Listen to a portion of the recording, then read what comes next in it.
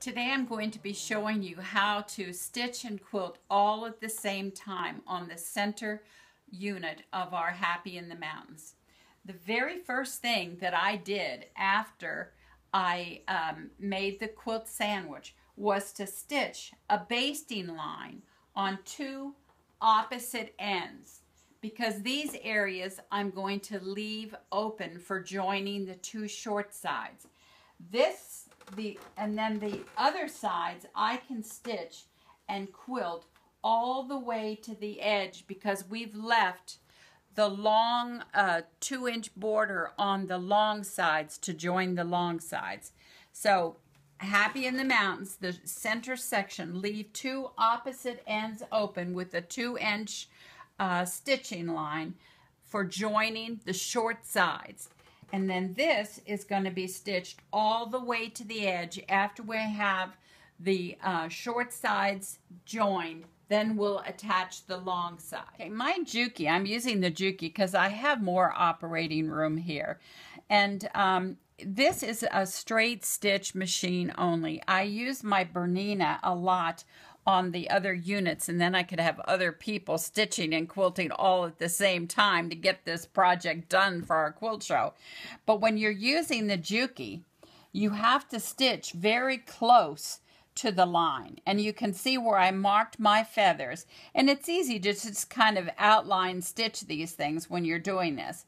So, and now you also see how I marked to give the doves some direction. They're going in like a circle pattern around the center of the quilt. So I just use my ruler and space these out approximately 1 inch apart, and they're all straight diagonal lines. I'm hoping that that will give the center unit some motion and then add interest by all these feathers. And then I'm just echo quilting, like I said, on the head of the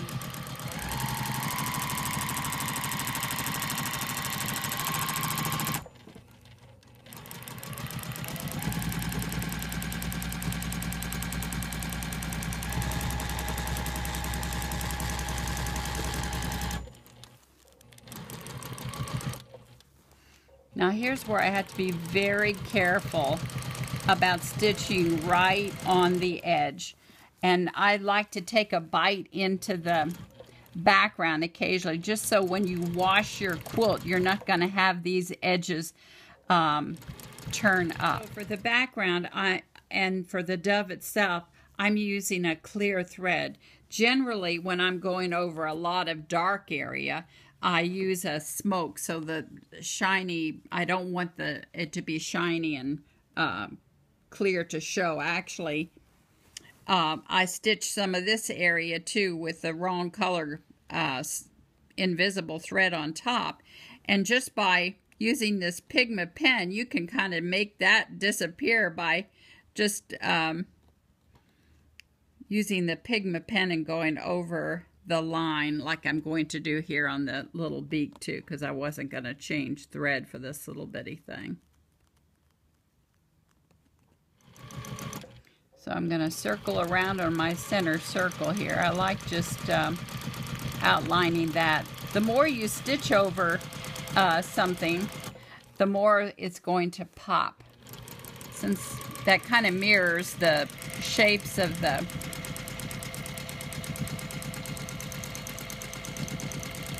cherries.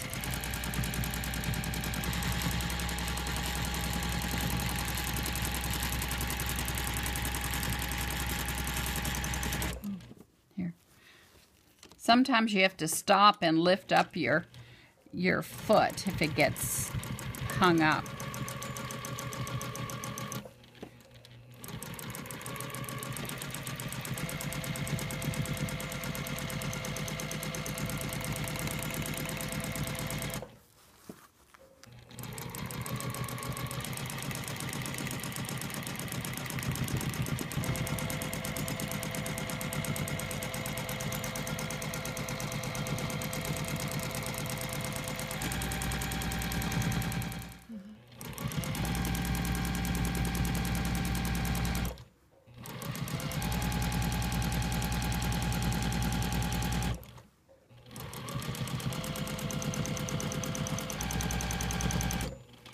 All right, you'll be able to see how I kind of missed my line there, and it really doesn't matter. I was into emotion and just went with the flow of everything, and once I squirt this with water, all those blue lines will disappear and you'll never know.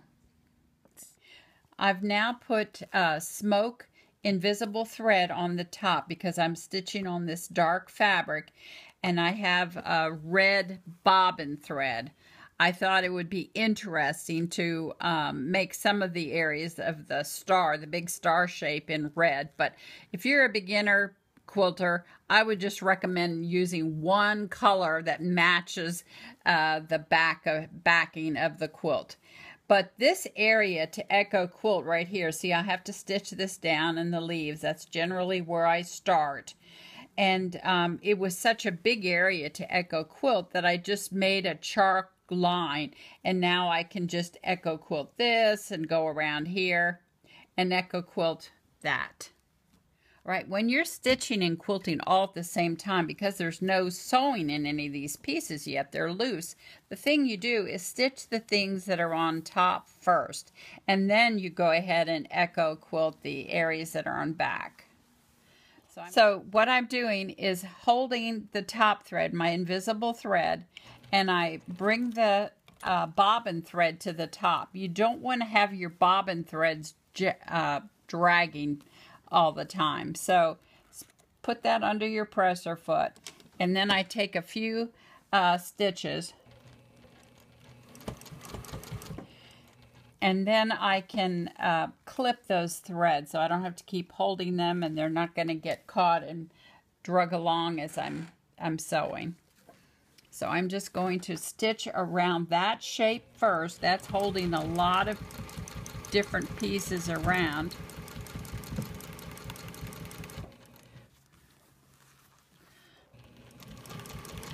And every once in a while I just bite into the background.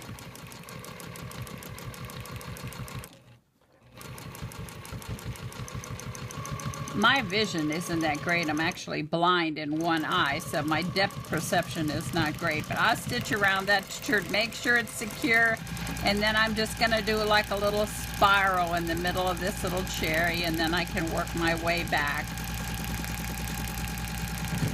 And so when I'm over here, then I can just start echo quilting that shape. I'm coming over to another area.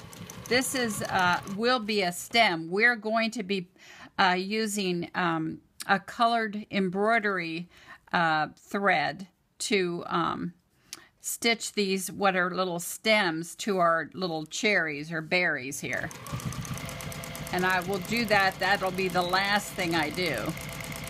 So I'm come up here again where another thing needs to be stitched. Just stitch there and back. And then keep echo quilting that shape. I can go around that a couple times. Usually, just relax. Now I'm going to go up here and start echo quilting this shape. Here, I'll move my pen. You can just take little variations. You don't have to just keep outlining everything exactly. Just kind of go with whatever moves you. But basically, see, I'm just echo quilting that shape now.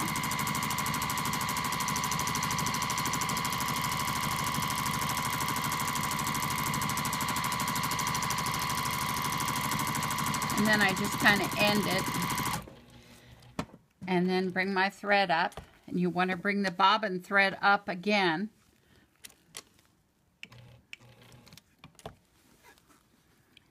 And clip it. And then go on to another area. It's a good idea. Sometimes there's sticky residue on your machine top, and to slide your quilt more easily, it helps to keep it clean. And I love these little magic erasers. I use them to clean the glue off the bottom of my sealing iron, and I also use it to clean the surface of my machine, because sometimes I put tape down as a marker or a seam guide, and by removing all that sticky residue from your top, your machine or your quilt top will slide more easily.